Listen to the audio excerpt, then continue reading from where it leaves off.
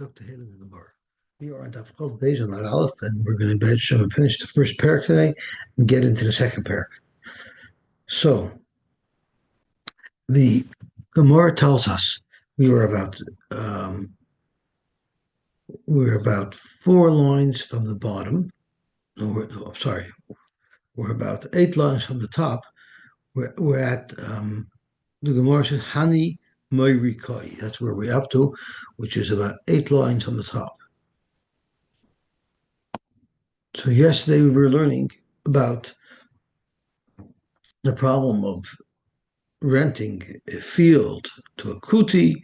The kuti will ignore you even if he says that he won't do avoid in the field on Chalamoid. He'll ignore you, and it's a problem of Litna Iver.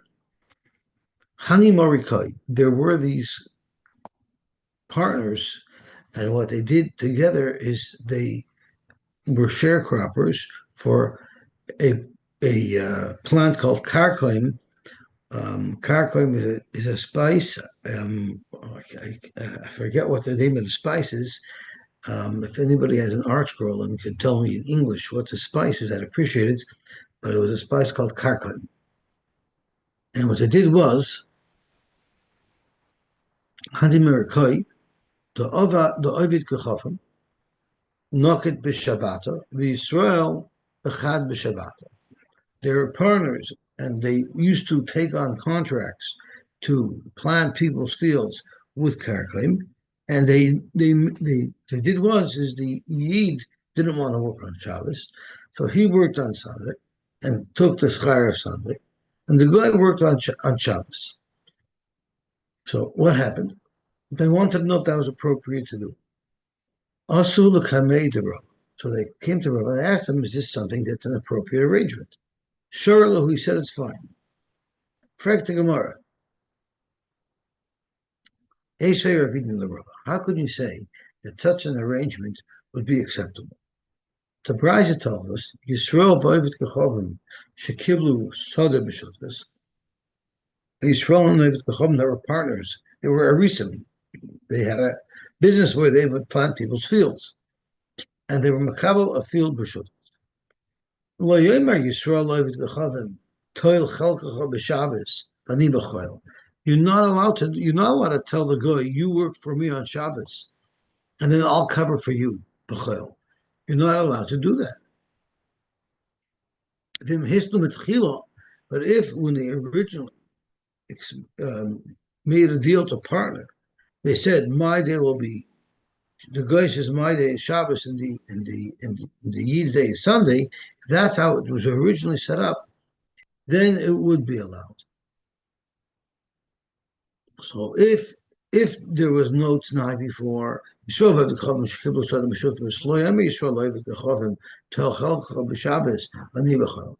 his Numatchila Mutter. What does this mean? What it means is very simple. If we just took it stama, so we're each responsible for all 7 days.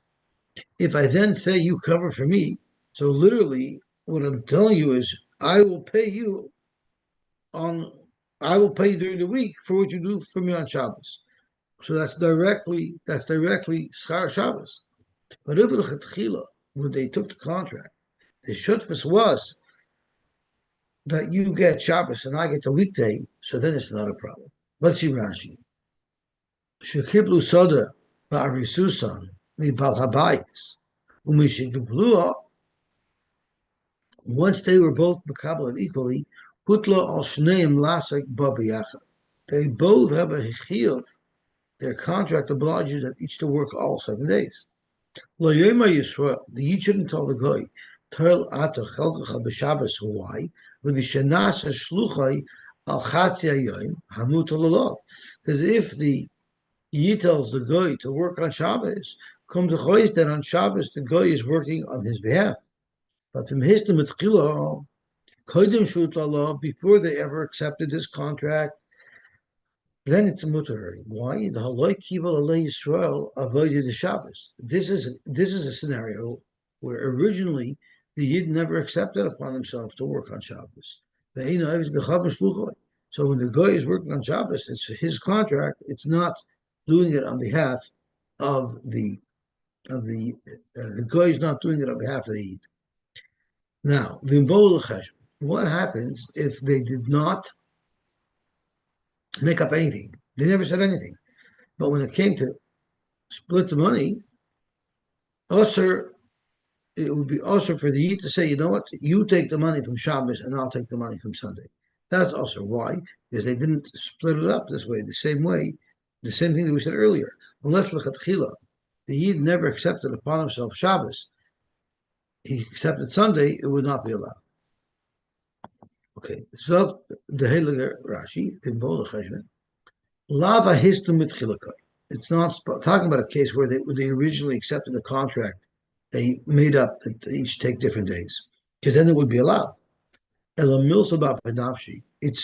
a general halacha in a case where it was not hisnu. Klemer in kiblustam, if they were makabel the shutvis without any tanoim, without specifying who gets what day, and then they didn't even discuss anything. They just did their work. The Yid worked on Sunday and the Goy worked on Shabbos. And then so it just worked out that way. The Goy worked on Shabbos, the Yid worked B'choil, and the Yid never told the Goy, you work for me on Shabbos and I'll do it Sunday. There was no discussion. That's just how it worked out. And now and now they're splitting the money. Loimer, Kama Yemei Shabbos Natalta Ata. How many days of the week did you get? Or Kama, I'm sorry, when they were splitting up the money, Kama Yemei Shabbos Natalta Ata. How many Shabbosos did you work that you should be fully paid for? Vanin Etel Connected B'chol. I won't take any of that money that's from Shabbos. You get it, and I'll take Connect on B'chol. That cannot be done because once again, also the Schar Shabbos Unoitel.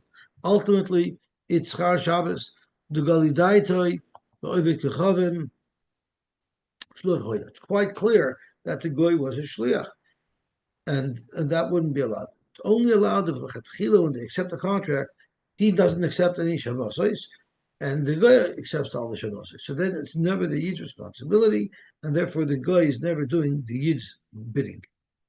Okay, Zok to Gemara. So that is what happened. Rava was matir, and Ravina asked the Kasha, Rava, how could you be matir? It seems like it was going to be also. Zok to Gemara, Ichsef. In fact, Rava was embarrassed because Ravina had a very good Kasha that this should not have been allowed. These two Marikoi, the Yid should not have been able to take B'choil, Keneged the Goy Shabbos. So how did Rava allow that to happen?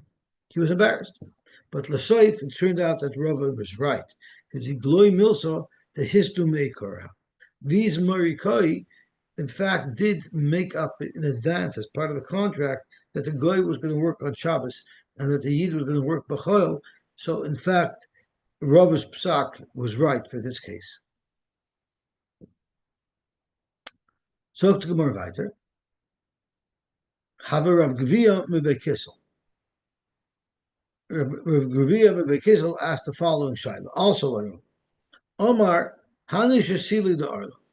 If you had Shasili de Arla, meaning they were sharecroppers as well, but they had, let's say, a 6-year contract to work someone's field. It's not a grain field, it's trees, planting and cultivating trees. And the first 3 years, we know, the payers are awesome. So what happens if a guy and a Yid enter into a contract, a 6-year contract, to take care of someone's nursery, someone's trees? So the halacha is,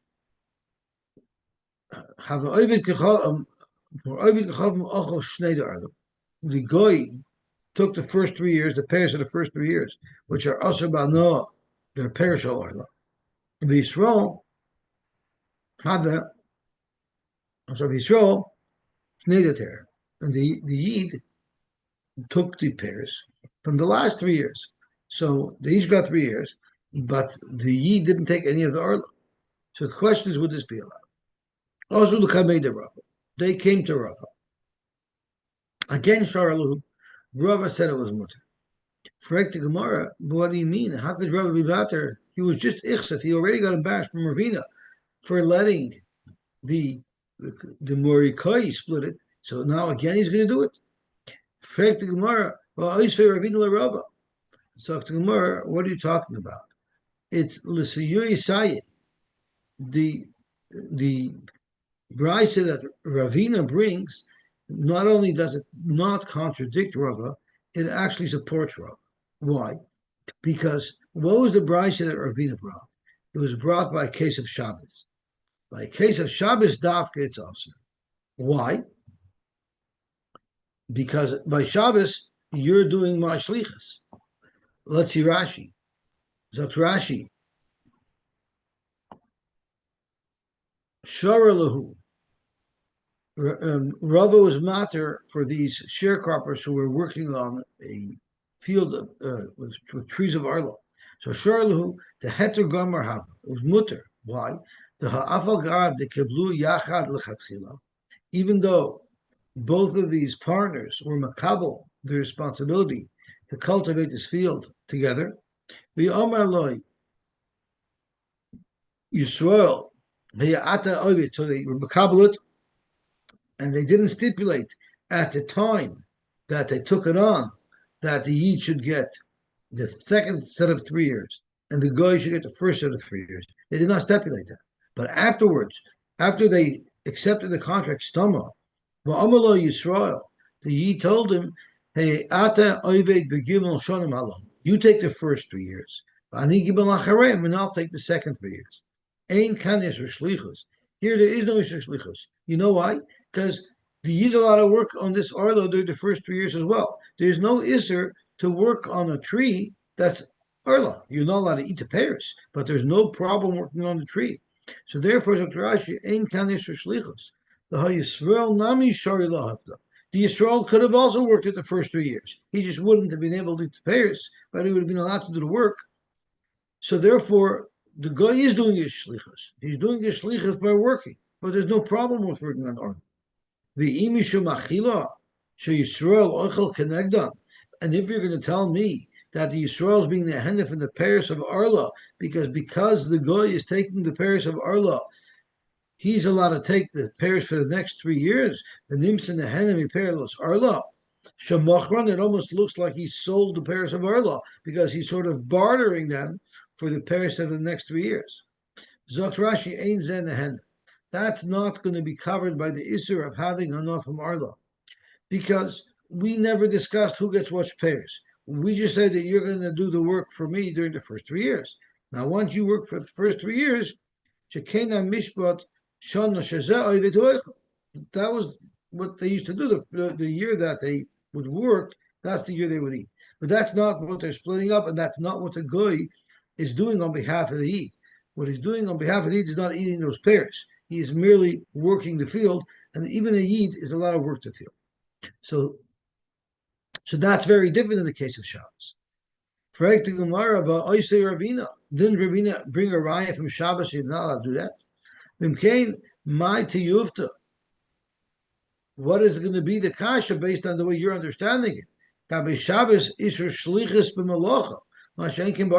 By Shabbos, why is there a problem? Because the guy is doing a malacha on behalf of the Yid. That I understand is awesome. But why in the world would it be also by Arla? It wouldn't. So Zok Gemara l'siyusiyate einachanami. You're learning that Ravina had a kash on Rava? No, Ravina was bringing a riot to Rava. L'siyusaye midikatani hisdu lichatchila muter. If the Brisa says the hisdu lichatchila is muter alma. Hileka Isser Shlichus the Malacha Shari. So you see in a case where there was no problem with Shlichus, the whole problem of Shabbos is the Goy is doing the Shlichus of the Goy. But if there's no problem with the Goy doing the Malacha for the Yid, like by Arla, Shari, the Alva Gav the Motah no Yisrael, even though the Yid would have enough wood in Arla. So for Kert, the Raya that Ravina brought, that by the price of Shabbos prohibits this arrangement, Chagufa is a Raya.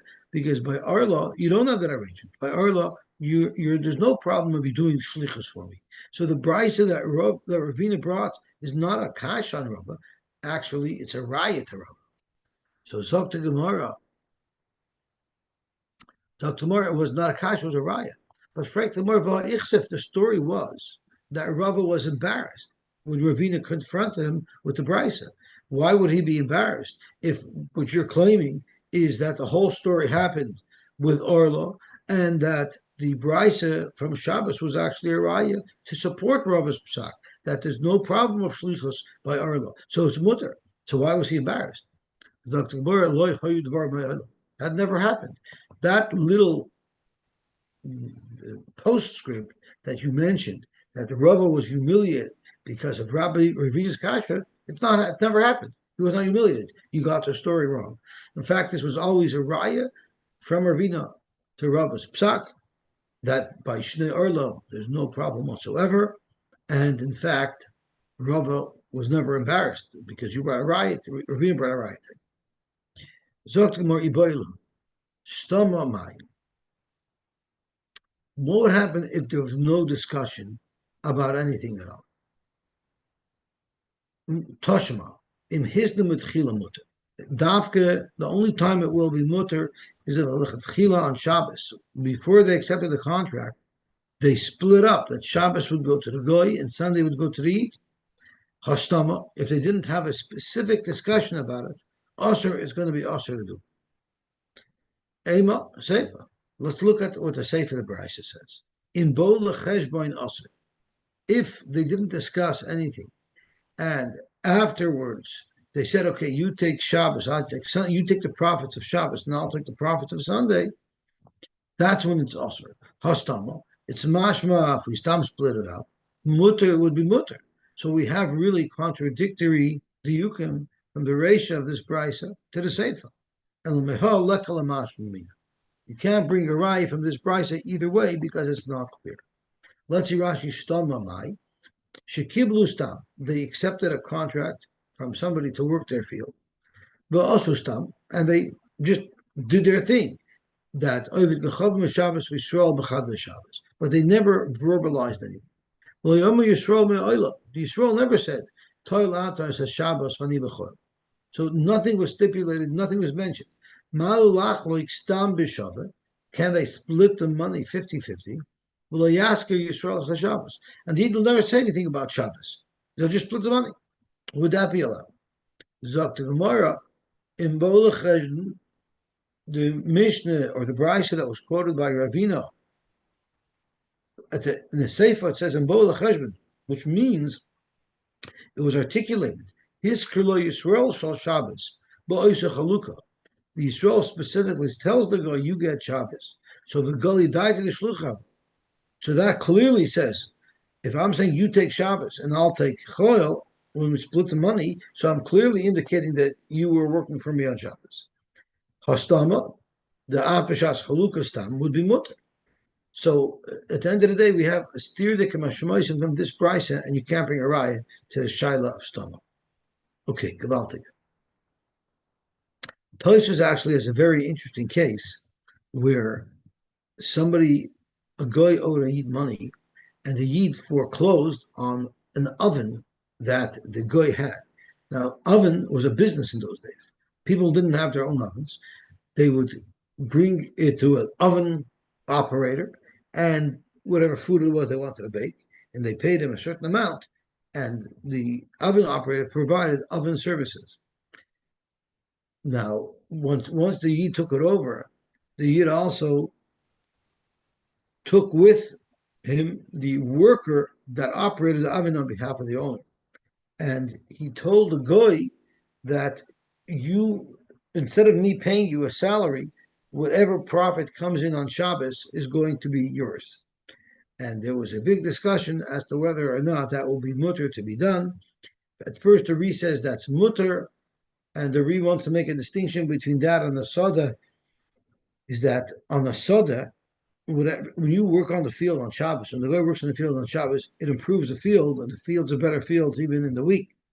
But by a tanner, what you do on Shabbos has no impact on the week. But Rebbeinu Tam argued. Rebbeinu Tam, who he paskin like, says that no Avoda, he would only be allowed to make such an arrangement if it was hisnu l'tchila. If they originally, when they make the deal, they spoke that out. So then the guy is never working on behalf of the Yid. And Rebbeinu Elchanan was extremely machmer, and he wanted to answer even if there was a t'nai. But the maskon of Tosfos is that it's just like a soda, and if it's not made at the original arrangement, then this will be allowed. If not, it will not be allowed. Isn't that the way Star Mechira works? That you allow the person you make the star with to take the profits from Shabbos and Yontif?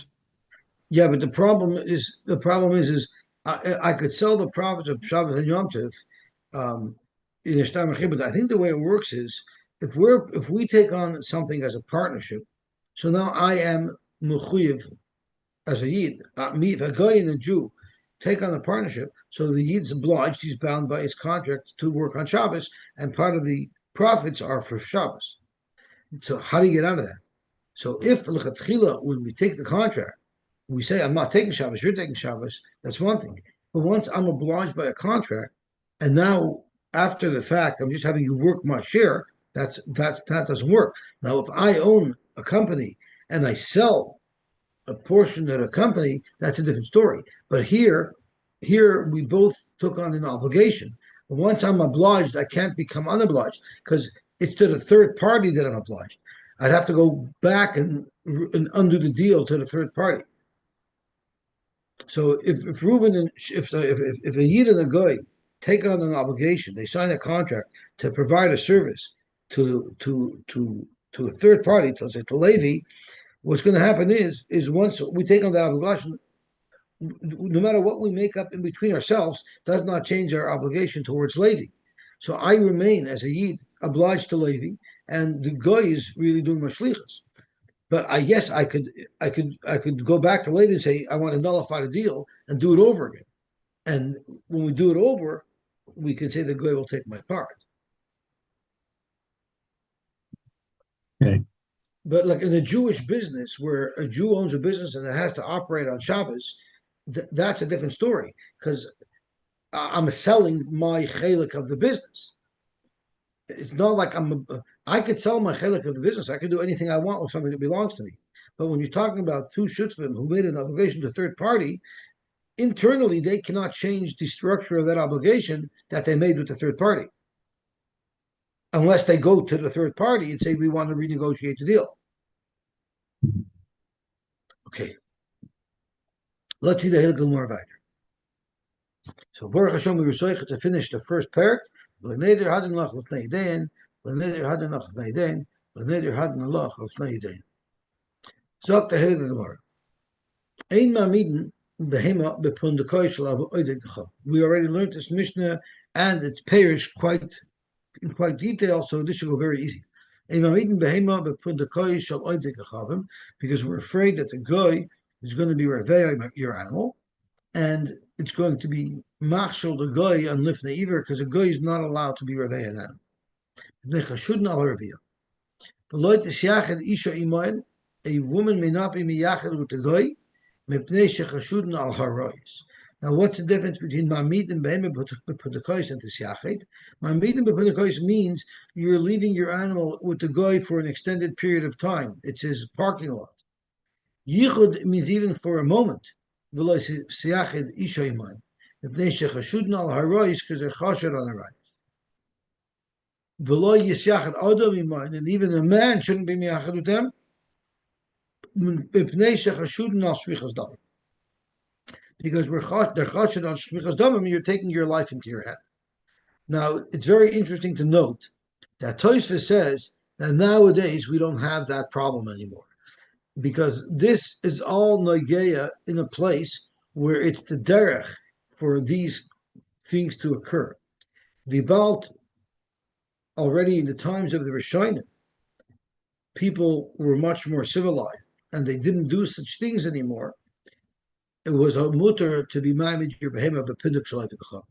So the Ritva says, how could we decide that we could now ignore a halacha that the Mishnah says because we decided that nowadays goyim behave differently? Dr. Ritva, we learned earlier that the Gemara says makom shenohagu limkar, you're allowed to put the pandakais. We had that as far, so we know even the halacha in the Mishnah is dependent upon the place and the minig of the place and how goy behave in that place. So therefore, it's already built into this isser of Mamidim Behemoth for the koyis that it's really totally the culture of that place over that time. Therefore, most Rishonim say that this prohibition doesn't apply anymore because it's highly unlikely nowadays, where such activity is scorned, maybe even illegal, that this won't be done. Okay, so the head of the Gemara on other days, or a mini frag the Gemara.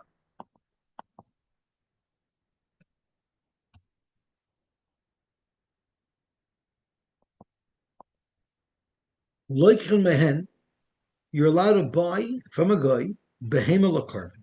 Now, if you're buying a behema from a carbon, one of the psulim to bring an animal on the mizbeach is if it was nirva. Yet the Brisa here says you're allowed to buy a behemoth from a goy for a carbon, and you're not worried that it's nirva. There's many things that it could be that we don't need to be concerned about. We don't have to worry that this animal that you're buying from the guy, we don't have to be worried that it was reveya, a person. Nirva, we don't have to be choshid that it was nirva by a person. You don't have to be worried that the guy designated this animal to be makriv as a korban to his avodah Zara, which would also make it aser. And we don't even need to be concerned that the guy was using this animal itself as an avodah Zara. So, Frank the Gemara, I understand why you don't have to be choshid that this animal is either muksa or nevad, because a misa daktaya, if he in fact designated it to be brought as a carbon to his getchke, or he actually designated the animal itself as a getchke, the misa dapolche, if he designated it as a carbon, or if he designated it as someone that he's going to worship, lo have a mazmele, he wouldn't have sold it. If he's your getchke, you're definitely not selling it.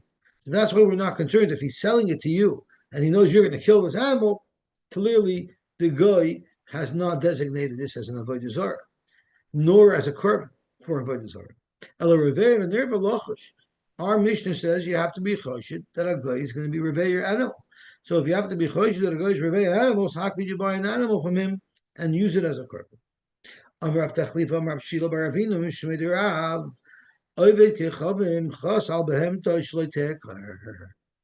the guy has a big taiva.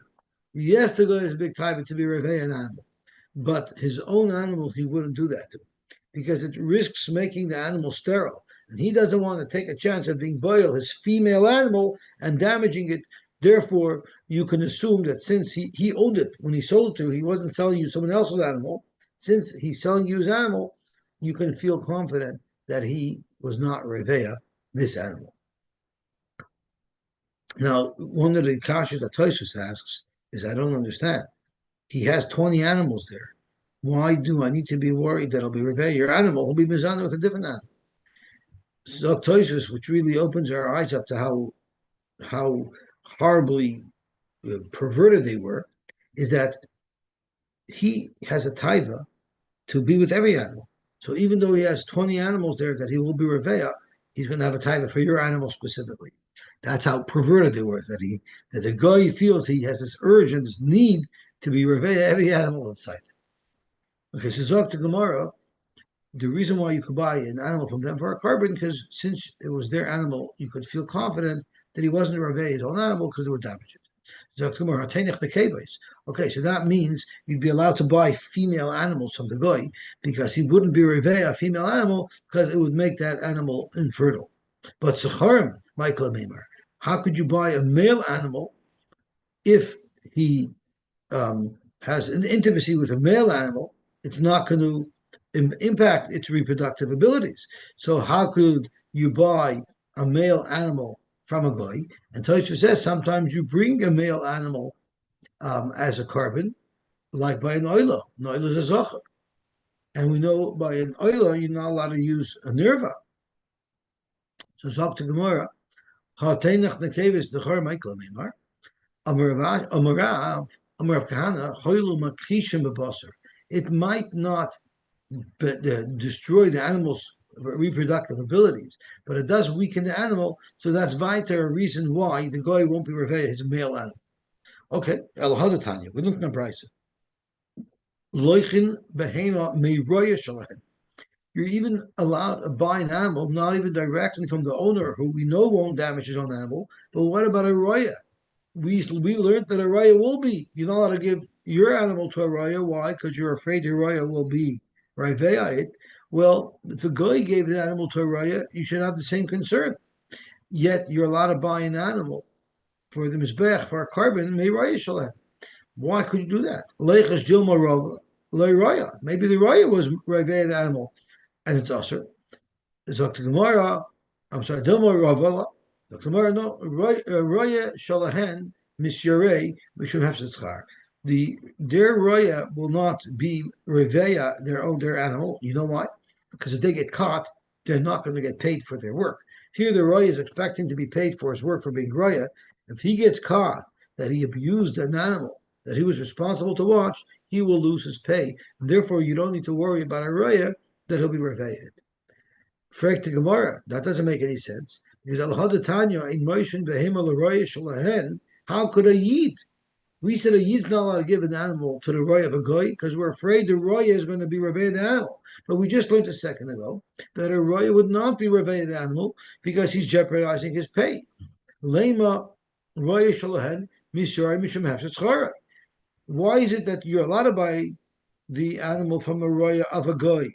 Because the Roya of a Goy will be afraid to damage the animal that's under his watch. Well, if that's the case, why do we say that a Yid can't give it to a Roya Goy?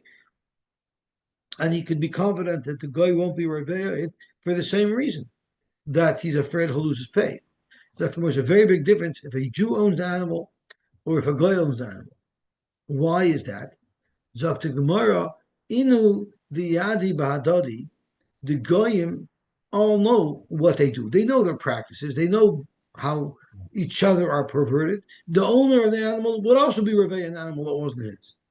So therefore, Mirsasi, the guy who's a raya from a guy knows that the guy who he's working for knows these chachmas. He knows these averis. He knows what people do. So he'll be looking at him because the owner of the animal himself does these horrible things. So of course he'll be looking with cheshad and he'll inspect and scrutinize and spot check his raya because he knows that this is a real concern. But from the guy's perspective, Anan, the naive Jew, wouldn't dream of these perverted activities. The lo yadinabu lo mercy. He won't be afraid to be reveya, only a Jew's animal, because he thinks he could pull the wool over the eyes of the Jew. Because the guy doesn't even chap that we do such things. So since the guy doesn't even chap, I can get away with it. Little does he know that the Jew knows everything. Our Gemara already taught us what we need to do when we're dealing with goyim and what we need to be concerned about and what we need to suspect him of. But the goy thinks that the Jew is naive. So Zok Gemara, Tanya in Moshe Behem why can't the Yid give it to a guy the same way the guy won't be Reveh the guy's animal. The Raya won't be Reveh the Yid's animal because he's afraid to lose his money. So there's a difference. The guy is afraid if he took on work from another guy because that guy knows what happens and that guy will check him and he can get caught. But from the guy's perspective, the Jew is naive. They don't know from these types of things. Therefore, the guy is going to be revey the animal. Amarabba, you know what this is like? Hani da Amri Inchi, Michteva, Galala, Baza, Ragle, Bechavre Yada. Michteva, Galala, Baza means the slab of marble knows that it's engraved with a scribe. The marble knows that the scribe is going to scratch holes in it. So since he's familiar with what the scribe does, of course, figuratively, it's always afraid. And therefore, by the same token, Ragli b'chavre yada, a Baal Lashon Hara is typically the most paranoid person that somebody's saying Lashon Hara about him. You know why? Because he says Lashon Hara. Since he says Lashon Hara, to him that's the norm. So he expects that others do the same. And that's where they're most worried. Someone who's not a Baal Lashon Hara, it's not part of his pedigree, so to speak, he won't be so worried about people speaking Lashon Hara about him because that's not the norm. But for somebody who that's the norm, he's worried about it. So Ragli b'chavre yada, someone who speaks Lashon Hara, he knows that his friend is going to do the same thing. So same thing over here. The guy knows that his fellow guy does the same type of averes as he does, and it's possible that he'll be reveya, and therefore he'll be on top of it. But the Yid, his mind isn't in the gutter. He doesn't do such things. He's not aware of such things. He's not involved in such things. And therefore, he won't even realize, he'll be oblivious to the fact that the Goy the Roya is being Reve's animal. And that's why the Mishnah tells us we're not allowed to give our animals to a Goyish shepherd. Gewaltig. Sagt die Gemara weiter. Ihachi, what about Zecharim Minikeves Lein Isbain? The Chashinan Dilma Miravelelu. Oy bezoi, we shouldn't be able to buy male animals from female women. We shouldn't be able to buy male animals from female women for a carbon because we would have to be choshid that the woman was intimate with the animal. It's mashma from the Brisa that it's not answering to buy an animal from a shepherd, a woman. From a woman, it's only also to buy an animal from a man because we're choshid the man was reveyed. But why would you be able to buy an animal from a woman? Why don't we have the same problem? Why don't we have the same problem? You shouldn't be allowed to buy an animal from a woman in order to use as a carbon. So we don't need to worry that the woman is going to be intimate with the male animal. You know why? Because Kivin the Migriba, Rashi tells us that once a woman is intimate with the animal is going to be always all around her, sniffing her up and down, and everyone's going to look and say, what's going on over there? I bet you she slept with this animal. So since she's afraid that it'll be noticeable to anybody walking by that this woman had intimacy with that animal because of the way the animal's behaving around her, Kivin the Migriba, Mirsasa, she'll be afraid. So therefore, we don't need to be concerned that a woman will be intimate with a male animal that she has. As Rashi says, Kivin the Misrich Zochar Basra, V'roidfa Kol Shah Ibtizakekloi. Since once she has intimacy with an animal, the animal will be all over her.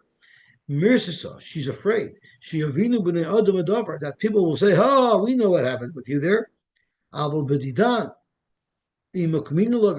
But if we put an animal by her to be a shepherd, she won't be afraid. She's a big deal. Tomorrow morning, I could be intimate with this animal tonight, and tomorrow morning I'm going to give it back to the owner, so I don't have to worry. But if it's my own animal, it's always going to be around me, hovering around me, and people will know what happened. Okay, gewaltig.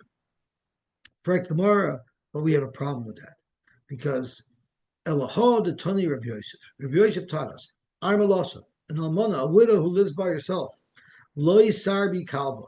She shouldn't raise dogs. A and B is Velosishri bar beirav bush biza. She shouldn't host a Talmud from the yeshiva in her house. She shouldn't give him room and board. So let's think as to why. Bishlama bar beirav.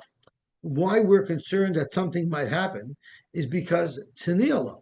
A bar beirav is someone with tznius. So even if chas v'shalom something should happen, he won't tell anybody, and she knows that. And therefore, it's very dangerous for her to host such a boy because it's possible something bad will occur. And she's not concerned that the word would get out because she knows that a bar beirav is a tznua and the word would never get out. Ela kalba, but a dog, how? Why can't she raise a dog? Even the Yichud. I'm sorry? There's no Shiloh of Yichud? Like, what are we this would worried be about? even besides Yichud. Even if there was no Yichud, even if there were multiple people there, she still shouldn't be in an environment where she is with this boy all the time. Now, even in a scenario where they were makbid, there should never be Yichud. They used to have separate entrances, locked doors, separate apartments. Right? Even if they had separate apartments and separate doors, let's say she owned a multi-residential building, so he had his apartment and she had her apartment. But they're living together, basically, even that wouldn't be allowed on a long-term basis, even if they were able to avoid the Isser of Yichud. So Frank Lamar, I understand why we're concerned, because she won't be afraid to start up with him or to let him start up with her, because no one will know about it. But why can't she have a dog? If she's intimate with a dog, that dog is going to be all over her all the time, and it'll be highly embarrassing for her. So why do we need to be concerned that she would have relations with a dog? The same svara why we say a Goyish woman wouldn't have intimacy with her animal. Surely a Jewish woman, for the same reason, wouldn't have intimacy with her animal. No, there's a very big difference between a cow or a goat and a dog. A cow or a goat that's all around a woman is a big sign, I was Mazana with you. But a dog is very different because a dog will also run after you if you feed it. So with Gemara, Meimer shall say, I'm not worried that people will think I was Mazana with this dog. Because Amri Inshi hide the Masrach Abasra, you know why this dog is all over her?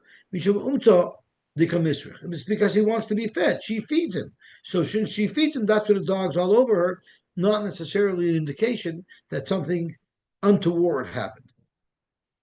Okay, so for tomorrow, okay, we solved that. But Nekeves, Eitzel Nekeves, my timer, loy miyachadina. Why can't you give a female animal to a female to watch? Why do we have a concern over there? Zok to Gemara, how is a woman going to be mezana with a woman? Like, how is that going to happen? Zok to Gemara, you know why?